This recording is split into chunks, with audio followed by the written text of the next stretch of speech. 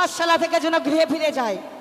তাই তো সে যদি উচ্চ শিক্ষিতায় শিক্ষিত হয় তাহলে কোনোদিন আমি বিশ্ব মাঝে বিশ্বপূজিত হতে পারবো না। তাই আর এই মোহিনী মনসা লোককে বাইরে রেখে সোনা লোক ধরে তো যাবো সেই আমি লক্ষ্মীধরের সম্মুখে।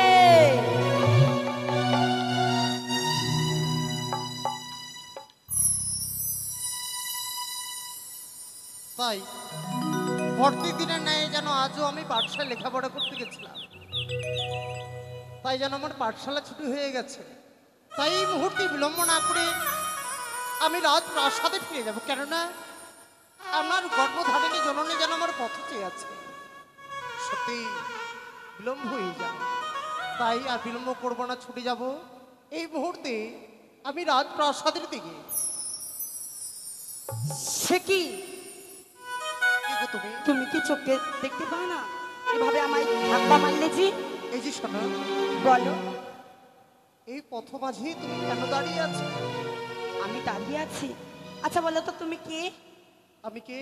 হ্যাঁ আমি হই চম্পকনগরে অধীশ্বর চন্দ্রপতি সদাগরে হ্যাঁ একমাত্র পুত্র দুর্লভ লক্ষ্মীধর। লক্ষ্মীধর? আচ্ছা তুমি ভুল করেছো আমায় ধাক্কা দিয়ে, আমার কাছে ক্ষমা চেয়ে চলে যাও। কেন তুমি ভুল করেছো যে? তোমার কাছে আমাকে ক্ষমা চাইতে হবে? হ্যাঁ অবশ্যই। কখনো নয়, এ আমার কখনো ভুল হতে পারে না। কেন? কারণ যে পথ দিয়ে আমি হেঁটে আসছিলাম সেই পথে তুমি হন্তদন্ত হয়ে ছুটে এসেছো, তাই বুঝি? তার জন্য আমি তোমার কাছে কোনো ক্ষমা চাইতে পারবো না। তাই নাকি? আচ্ছা তুমি কে বলো তো? আমি আমি হই সোনা। সোনা? হ্যাঁ। তবে তোমার বাড়ি কোথায়? বাড়ি চম্পলা নগরের পাশে। তাই নাকি? হ্যাঁ। আচ্ছা তুমি কোথায় গিয়েছিলে? আমি কোথায় গিয়েছিলাম? আমাদের গ্রামের পাশে এক পাঠশালা আছে, হ্যাঁ সেখানে যেন আমি লেখাপড়া করতে গেছিলাম। লেখাপড়া তাই আমার পাঠশালা ছুটি হয়ে গেছে, তাই এই মুহূর্তে আমি রাত প্রাসাদে ফিরে যাচ্ছি। এত বড় হয়ে গেছো তুমি লেখাপড়া করছো? অবশ্যই। তুমি বিবাহ করনি গো? বিবাহ? হ্যাঁ। একই কথা তুমি আমায় শোনালে? কেন? বিয়ে এমন কি বস্তু, গাছের ফল নাই, নদীর জল, বিয়ে কি খাওয়া যায় না পড়া যায়? তোমার ভাষাতে আমি ঠিক বুঝতে পারছি না গো। বিয়ে খাওয়াও যায় না পড়াও যায় না। তবে কি বলো? যদি বিয়ে করো আমার থেকেও অপরূপ সুন্দরী তোমার পাশে সারা জীবনের জন্য অর্ধাঙ্গিনী হয়ে থাকবে। তাই নাকি? হ্যাঁ। এই যে শোনো, তোমার এই কথা কিনা আমার এই মাথায় ঢুকছে না। তুমি এই মুহূর্তে আমার পথখানা ছেড়ে দাও না গো। আচ্ছা বেশ, তুমি যখন বুঝতে পারছো না তাহলে তুমি আসো। বেশ। এই তো যেন লক্ষ্মীন্দর আমার এই সোনার রূপ দেখে যেন মুগ্ধ হয়নি, তাই এই মতে লক্ষ্মীন্দরের সরিয়ে দিলাম আমি।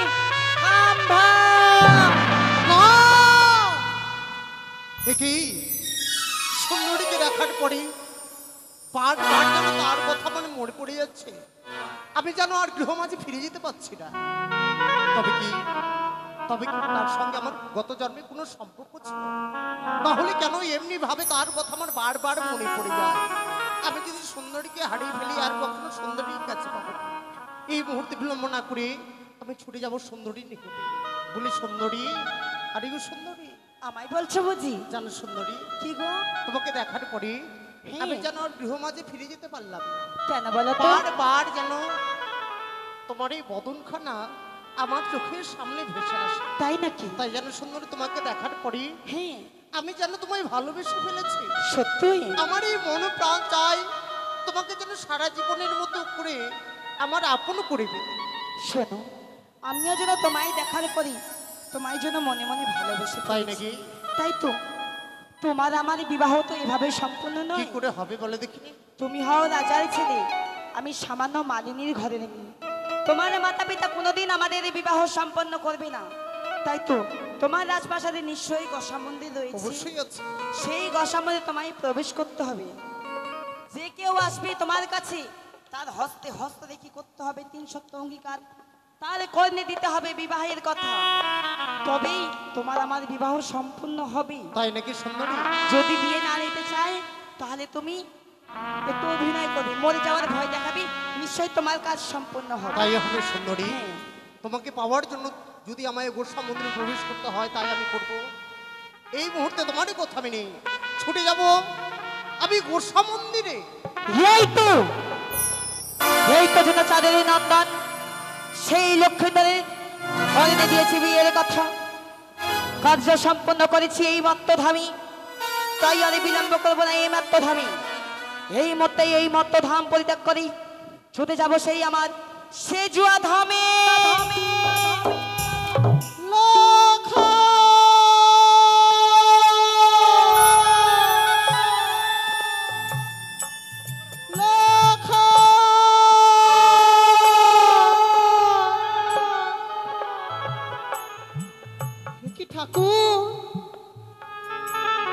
বেলা যেন পশ্চিম দিকে অস্ত হতে চলল, সন্ধ্যা হতে চললো, লখাই এখনো পর্যন্ত ফিরে এলো না।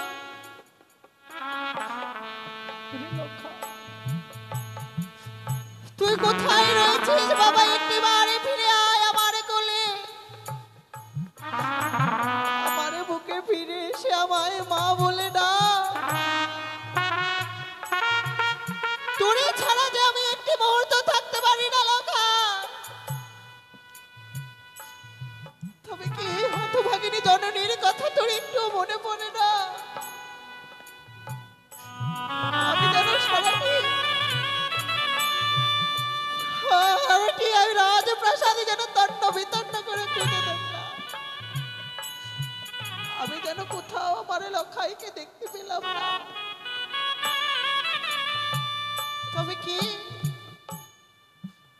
কে আমার লখাইকে দেখেছে? কে বলবে আমার লখাই কোথায় রয়েছে?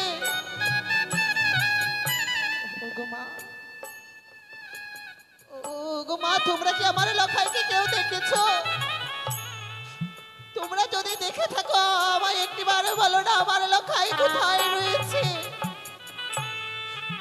লখাই বিহনে যেন আমার সারা চম্পক নগর অন্ধকার।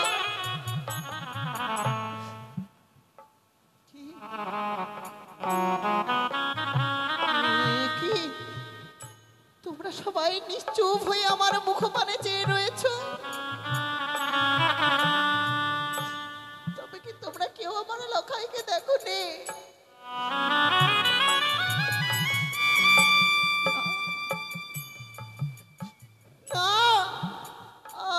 আমার লখাই কি তবে আমার ছয়টি সন্তানের মতো হারিয়ে গেল? আমার লখাইকে কি আমি আমার হারিয়ে ফেললাম?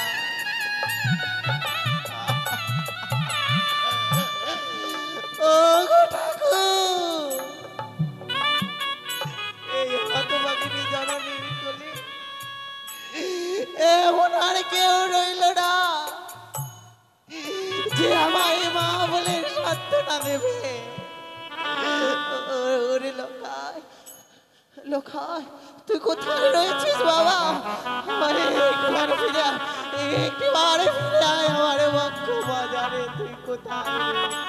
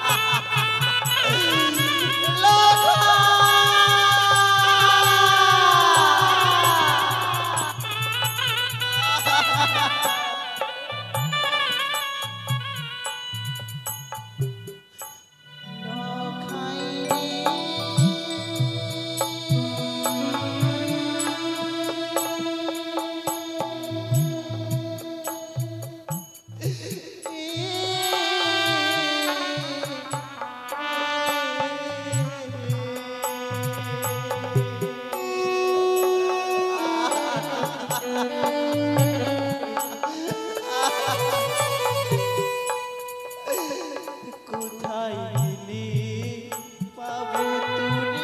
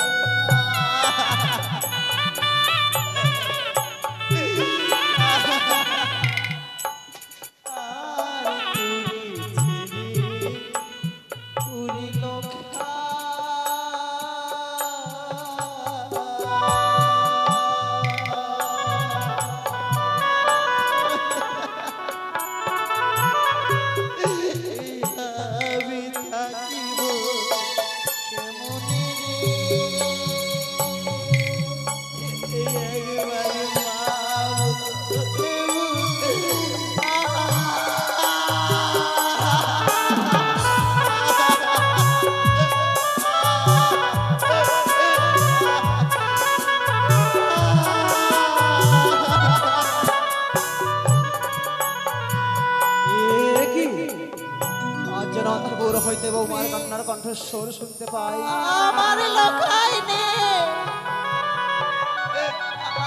আমায় যে মা বলে ডাকবে,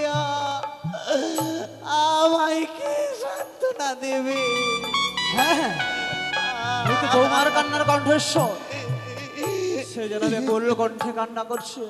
না না না, আমি বিলম্ব করবো না, একটু আর ছুটে গিয়ে দেখে না কেন আমার বৌমা কিসের জন্য কান্না করছে। বৌমা, ও বৌমা, এ কি বৌমা? বৌমা,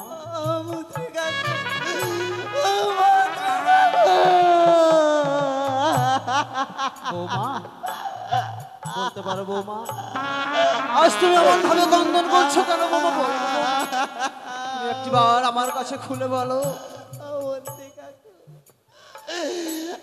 আমার এলাকায় এখনো পর্যন্ত পাঠশালা থেকে ফিরে আসেনি। সন্ধ্যা ঘনিয়ে এলো যেন আধার হয়ে এলো। আমার এলাকায় আমার মা বলে ডাকো না। ও বুঝতে পেরেছি বৌমা, বুঝতে পেরেছি। আজ দাদু ভাই গ্রামীণ পাঠশালাতে গিয়েছিল পড়াশোনা করার জন্য। পাঠশালা হইতেছে এখনো গৃহে ফিরেনি বলে তার জন্য তুমি কন্দন করছো বৌমা। কেন ক্রন্দন করছো না মন্ত্রী কাকু? বৌমা, লোকাই ছাড়া আমার এই জগতে আর কে আছে?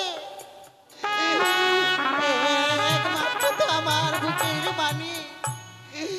লোকাই যখন আমায় মা মা বলে ডাকে, আমার প্রাণে কানা যেন শীতল হয়ে যায়। কিন্তু আজকের দিনে লোকাইকে আমি যেন হারিয়ে ফেললাম মন্ত্রী কাকু। না বৌমা না, ওমন কথা বলে না বৌমা। হতে পারে আমার দাদু ভাই গ্রামের মধ্যে তার সহপাঠীর সঙ্গে খেলাধুলা করছে বৌমা।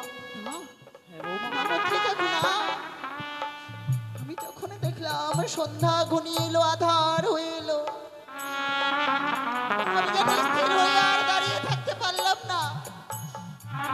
আমি যেন ছুটে গেলাম, ছুটে গিয়ে সারাটি চম্পক নগর আমি তন্ন বিতন্ন করে খুঁজলাম। বৌমা, আমার এলাকায় আমি কোথাও খুঁজে পেলাম না। বৌমা কি বলছো বৌমা? সারাটা গ্রাম তুমি তন্ন তন্ন করে খুঁজেছো, তবু যেমন দাদু ভাইকে খুঁজে পাও না। বেশ বৌমা, আমি নিজে যাব, আমি নিজে গিয়ে সারাটা চম্পলা রাজ্য তন্ন তন্ন করে খুঁজবো। যেখান থেকেই পাই না কেন দাদু ভাইকে আমি তোমার অঞ্চলে ফিরিয়ে দেবো বৌমা। বৌমা, হ্যাঁ। তবে আমার এলাকায় যদি আমার কাছে ফিরে আসে,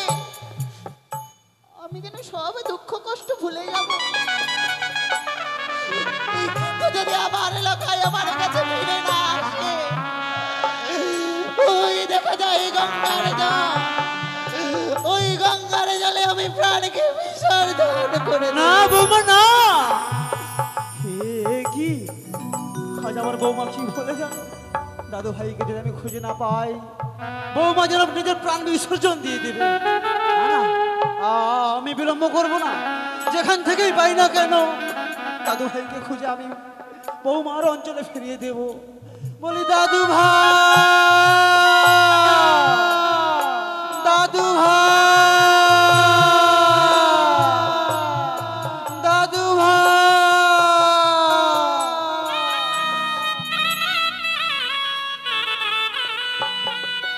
সত্যি সুন্দরীর কথা ভাবতে ভাবতে চলে এলাম গোসা মন্দিরে। এই মুহূর্তে আমি গোসা মন্দিরে প্রবেশ করব। দেখি এই গোসা মন্দিরে আমায় কিনতে আসবো। এই মুহূর্তে আমি গোসা মন্দিরের দ্বারখানা বন্ধ করে রাখলাম। দাদু ভাই, দাদু ভাই,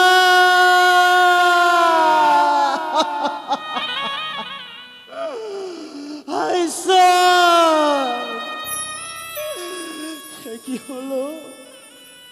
আজ যেন সারাটা চম্পলা রাজ্য আমি তন্ন তন্ন করে খুঁজলাম, কোথাও যেন আমি দাদু ভাইয়ের সন্ধান পেলাম না। তাহলে কি আমি দাদু ভাইকে হারিয়ে ফেললাম? না না না, আজ যদি দাদু ভাইকে খুঁজে না পাই, এই বদনখানে কি করে আমি বৌমার সম্মুখে নিয়ে যাব? আমি যেন পারবো না। দাদু ভাইকে খুঁজে না পেলে বৌমার সম্মুখে আমি কিছুতেই দাঁড়াতে পারবো না। কিন্তু সারাটা রাজ্য তন্ন তন্ন করে খুঁজেছি, আমার শরীর বড় ক্লান্ত পরিশ্রান্ত। ওই তো সামনে দেখা যাচ্ছে বড় বৃক্ষ, সেই বড় বৃক্ষের তলায় আমি ক্ষণকাল বিশ্রাম নিয়ে পুনরায় আমি দাদু ভাইকে খুঁজতে বেরোবো, পুনরায় খুঁজতে বেরোবো। এ কি দর্শন করছেন? আমাদের গোসা মন্দিরের দ্বার বন্ধ। গোসা মন্দিরের দ্বার তো বন্ধ থাকতো, তাহলে কি দাদু ভাই প্রবেশ করেছে? না না, তার এমন কি অভাব রয়েছে যে সে কিনা গোসা মন্দিরে প্রবেশ করবে? তাহলে কি আমি একটি বার ডেকে দেখি না কেন? বলি দাদু ভাই, দাদু ভাই। এ কি শুনে মনে হচ্ছে আমার দাদুর কণ্ঠস্বর আমার কণ্ঠে ভেসে আছে। তবে কি আমার দাদু আমাকে নিয়ে যাওয়ার জন্য এসেছে? দাদুটাকে সাড়া দেবো। বলি দাদু, দাদু ভাই। আমি গোসা মন্দিরে প্রবেশ করে বসে আছি। ওরে, ওই নোংরা গোসা মন্দিরে তুই প্রবেশ করেছিস কেন দাদু ভাই? আয় দাদু ভাই আয়, একটিবার তুই বাইরে বেরিয়ে আয় দাদু ভাই। আজ যে আমার মনে বড় অভাব, সেই অভাব নিয়ে এই গোসা মন্দিরে প্রবেশ করে আমি যেন বসে আছি দাদু। মনের অভাব? এমন কি অভাব রয়েছে দাদু ভাই? সেই অভাবের কথা শুনতে গেলে আমার সঙ্গে যে তোমায় 300 আপত্তি হতো। কি বলছিস দাদু ভাই? তোর মনের অভাবের কথা জানতে হলে তোর সঙ্গে করতে হবে 300 অঙ্গীকার। আমি বুঝতেছি দাদু ভাই, আজ আমি তোর নিজের দাদু নই তো, তাই তুই অমন করে আমার সঙ্গে কথা বলতে পারলি দাদু ভাই? না না দাদু, আজ যদি তোর নিজের দাদু ভাই হতো, তুই কি পারতিস অমন করে কথা বলতে পারতিস? না গো দাদু, সত্যি তোমার ওই মনে আমি আঘাত দিতে চাইনি, কিন্তু দাদু আমার কথা শোনার আগে আমার সঙ্গে যে তোমাদের 300 আপত্তি হতো। বেশ, তোকে এই নোংরা গোসা মন্দির থেকে বের করতে যদি আমায় তোমার সঙ্গে 300 অঙ্গীকার করতে হয়, বেশ, তাই আমি তোর সঙ্গে করবো দাদু ভাই, আমি নিশ্চয়ই করবো। বল তবে পালে 1 সত্য 2 সত্য সত্য দিনবান। দাদু ভাই যাহা বলিবে আমি পালিব শত শতবার। ঠিক আছে দাদু, তুমি যখন আমার সঙ্গে 300 আপত্তি হলে আর বিলম্ব না করে আমি গোসা মন্দিরের দ্বারখানা, আমি এই দ্বারখানা খুলে দিচ্ছি, কেমন? বেশ দাদু ভাই। দাদু ভাই, দাদু, দেখি তোকে বুকে জড়ানোর পর তাপিত প্রাণ যেন আমার শীতল হয়ে গেল দাদু তাই ভাই। নাকি গো দাদু? হ্যাঁ, না তুই জানি জানিস আমার না? গর্ভধারিণী জননী আমার জন্য পথতি আছে বলে। সত্যই বলেছিস দাদু ভাই। চল দাদু ভাই চল, এই মুহূর্তে গৃহে ফিরে চল। আরে শোনো দাদু, তুমি আমার সঙ্গে 300 আপত্তি হয়েছে, দাদু আমি ভাই, যা বলবো সেই কথাগুলো তুমি শুনবে। তাই বল, তোর এমন কি কথা রয়েছে বল। চলো দাদু, পথে যেতে যেতে বলি, কেমন? বেশ, কর্ণপাতগুলো শুনবে কিন্তু। নিশ্চয়ই দাদু ভাই। ঠিক আছে। আর শোনো শোনো ওগো দাদু, ওগো দাদু, ওই আমি বলি যে তোমারে বল দাদু ভাই বল। ওই আমি পাঠশালাতে আর যাব না গো, ও মরি দাদু তুমি জানাবে কি বলছিস দাদু ভাই? আমি পাঠশালাতে আর না যাব দাদু জানাবে আমি পাঠশালাতে আর না যাব দাদু জানাবে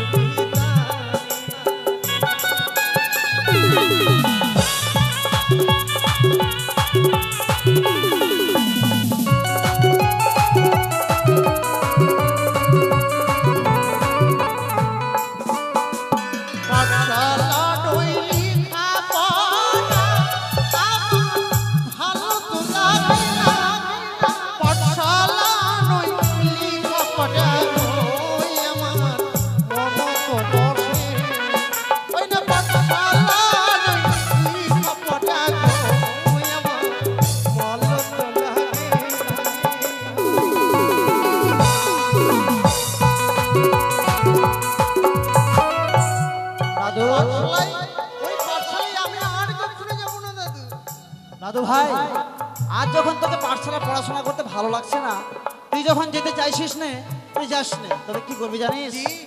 আমি তোর রাজ্যের মন্ত্রিত্ব করি। সারাটা রাজ্যের মন্ত্রিত্ব করতে করতে আমি যেন ক্লান্ত পরিশ্রান্ত। তবে কি করব? তুই আমি দুজনে মিলে সারাটা রাজ্য পরিচালনা করব। না, আমি ওইসব কর্ম পারবো না। আচ্ছা বলো তো, এই বয়সে আমি সেসব কর্ম পারবো? মন্ত্রিত্ব করতে পারবি না, তোর বয়স এখন হয়নি। মন্ত্রিত্ব করার আমার বয়স এখনো হয়নি, তুমি তো রয়েছো। তোর তো পড়াশোনা করার বয়স। তাহলে না দাদু, আমার অন্য কিছু করার ইচ্ছে নেই। তুই পড়াশোনা করবি না, মন্ত্রিত্ব করবি না, তো করবিটা কি? তবে শোনো, আর লেখা পড়া ছেড়ে দাদু দাদু করিতে চাইবি বিয়ের কথায় দাদু তুমি জানাবি আমার বিয়ের কথায় দাদু জানাবি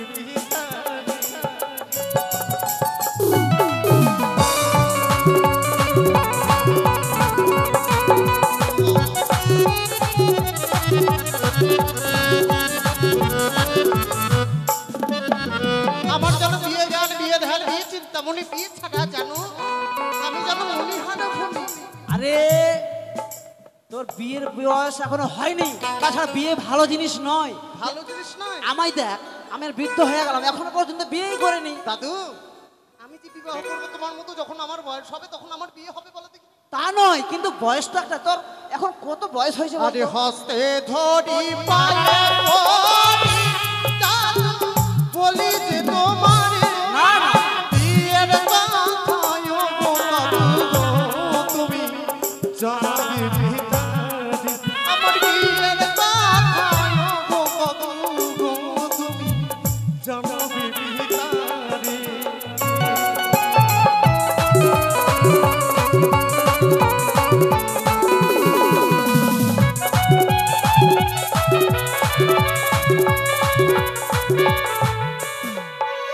বিয়ে যদি না দেবে গো দাদু প্রাণে না বাঁচিব না দাদু ভাই, প্রাণে জল দিয়া দাদু গো আমি ডুবিয়া মরি না গঙ্গার জলে দিয়া দাদু গো আমি ডুবিয়া মরিব। না না দাদু ভাই,